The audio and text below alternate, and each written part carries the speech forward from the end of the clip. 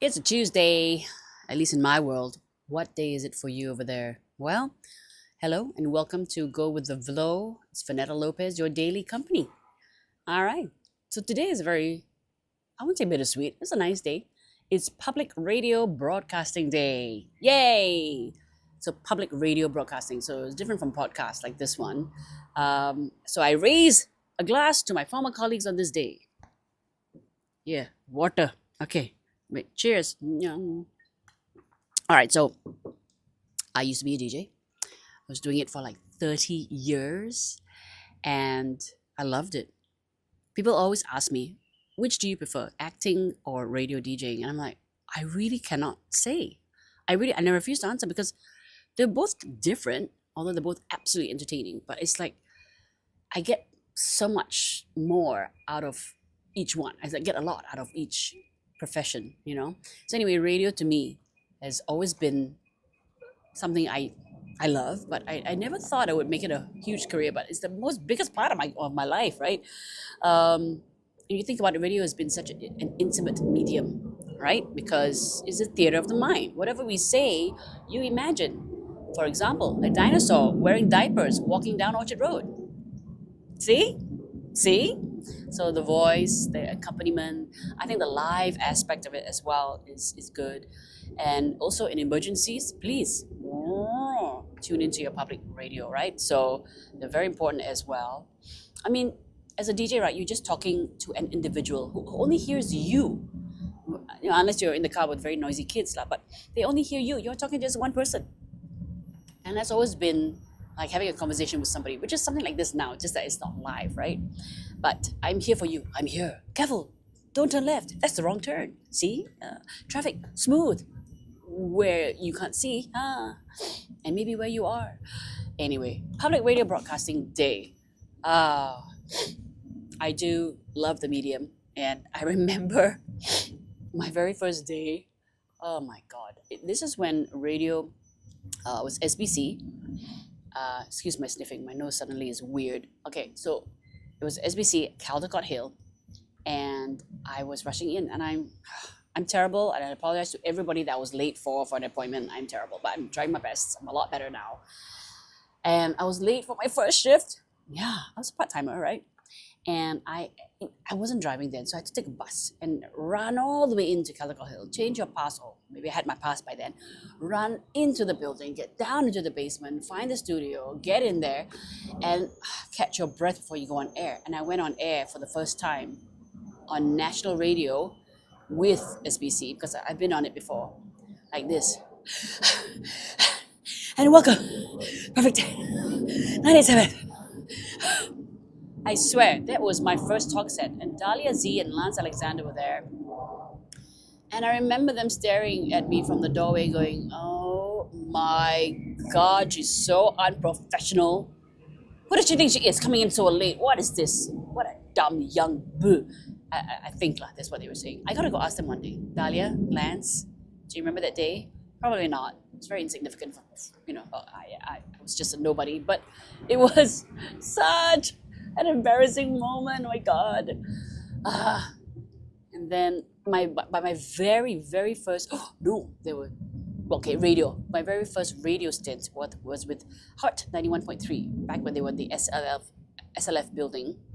And I was part-time because I was interning at the radio station, thanks to Masscom from Neon Poly. So I was part-time interning, and then they gave me a part-time gig, and it was great. I did a little few trailers. In fact, I did an ad with sound effects and everything.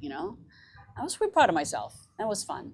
And that's where Loretta Elabons was. Nicholas Lee, my future brother on TV, was apparently there, but I never saw him. We take, yes, and who else? Pamela Wildheart, remember them? All of them.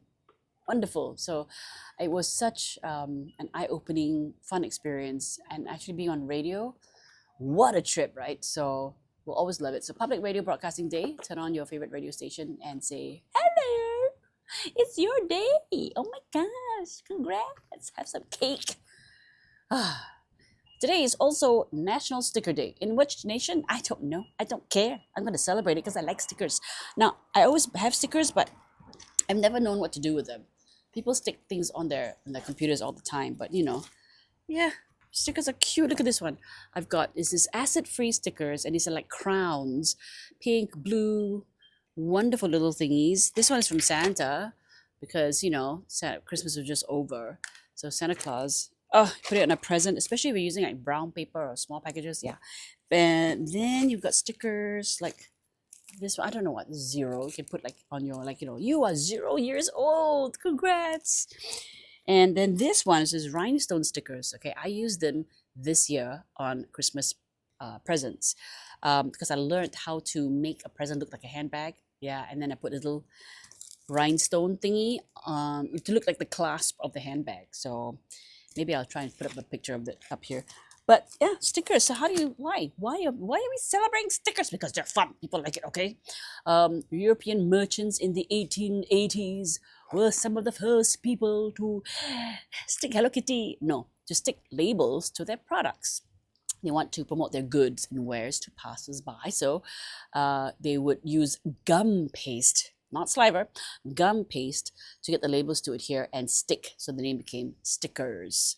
And by the 1900s, a sticker-specific paste had been developed and widely used. So this particular celebration day is celebrated in honor of R. Stanton Avery. He was born on this day in 1907. Now, why? Was he born with stickers all over his butt? No, he invented the modern version of the sticker in 1935 and launched a new company and a new industry. And he was so young, wasn't even 30 years old. He created something that people eventually liked. It's not necessarily a gap in the market, but you create something that people want, right? That's so inspiring. Yeah, how do you celebrate National Sticker Day? Get some new stickers. Yeah. Or stick something on someone's back and walk away. No, get creative with stickers. That's what I just said. No, don't prank people. But you can, personalize and customize items. I mean, there's so many things out there, right? So like for my husband, I need to put a sticker of his name on his water bottle when he goes to play golf, okay? When he plays golf. Because this is the second time he's lost it, and thank goodness we found it. Thank you, Laguna, for holding on to lost and found items. And there's a shelf filled with water bottles. So anybody who's played golf at Laguna, if you lost a water bottle there, go to the lost and found at the caddy section because loads of bottles there. Okay, they're just sitting up there. They're holding it for you. So if you lost a bottle, go and take a look. If you need one, ask for the one that's there, the oldest, and use it.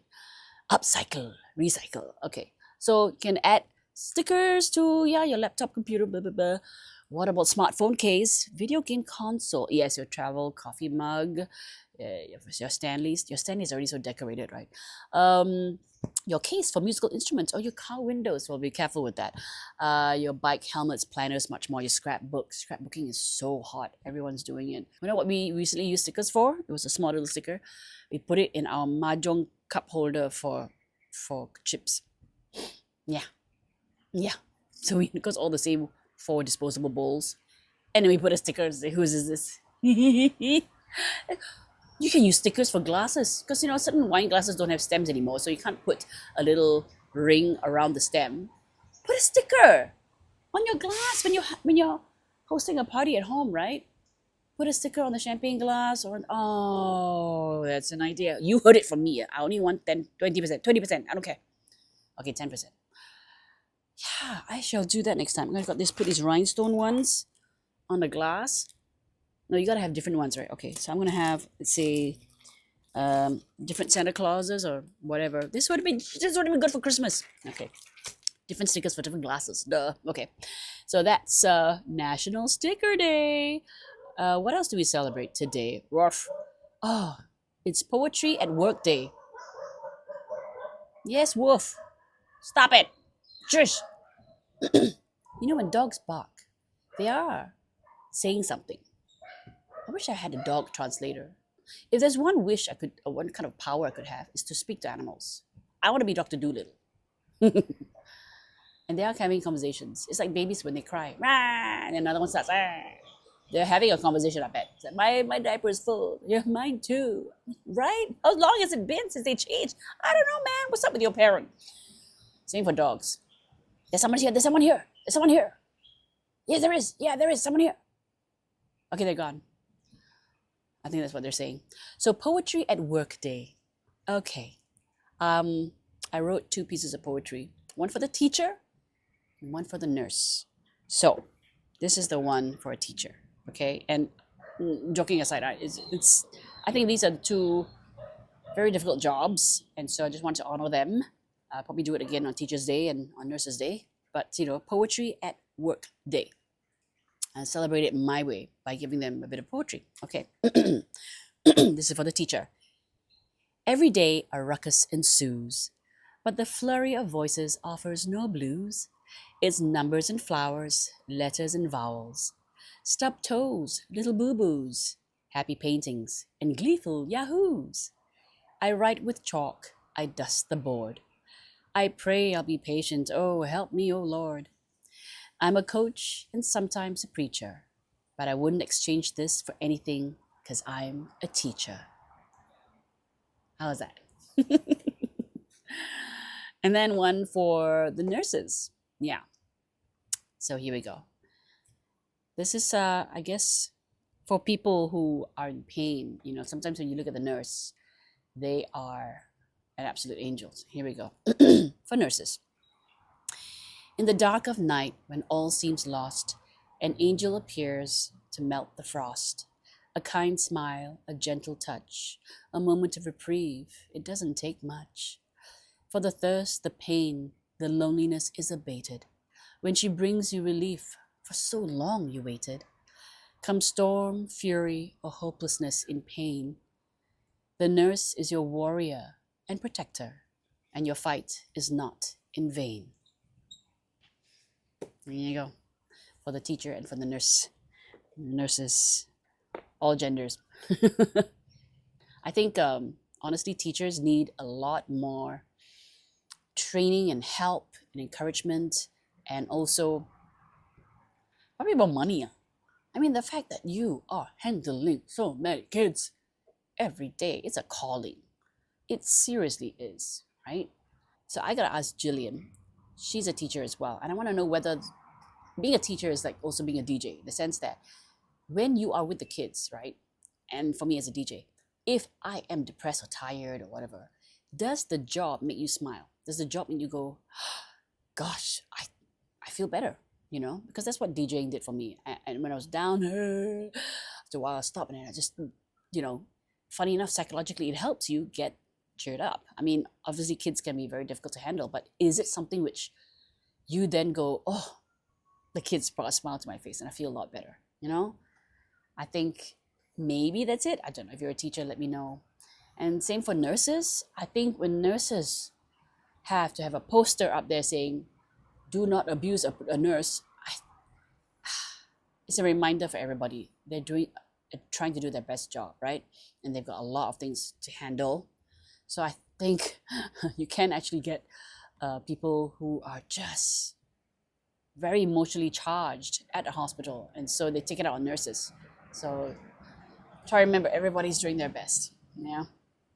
So there you go. All right. That is what we celebrate today. Hope you have a great Tuesday. All right. Take care. Remember, like, subscribe, and of course, share, and then put on notifications. And I hope that you can see all the other episodes as well. Have a good day. Love ya.